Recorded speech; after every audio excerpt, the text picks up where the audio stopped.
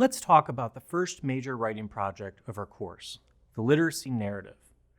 Literacy narratives are popular assignments in college composition courses because they're good starting points for learning more about new literacies related to writing.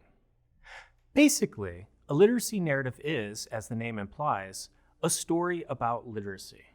To be more specific, in our course, you're going to tell a story about a literacy event in your past related to writing. This can be a story about how you learned how to write.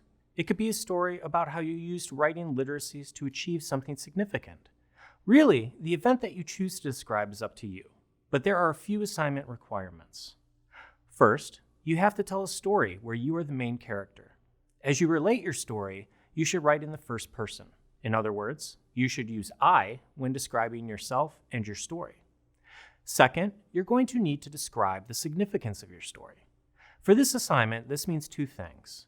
You will need to explain how this event has shaped your sense of writing, and you will need to explain how this event shaped your sense of yourself as a writer.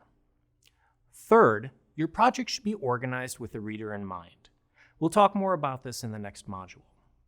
Finally, you should include a meaningful multimodal element. Again, this is something else we'll talk more about later in this module and in the next module. This is just a quick and broad overview of the literacy narrative. Do not worry too much about getting started on this assignment. We will work on it substantially in the next module. That said, you may want to start thinking about the story you want to explore, and you may want to keep this assignment in mind as we work through this module's materials. Be sure to read the assignment over carefully, and please let us know if you have any questions.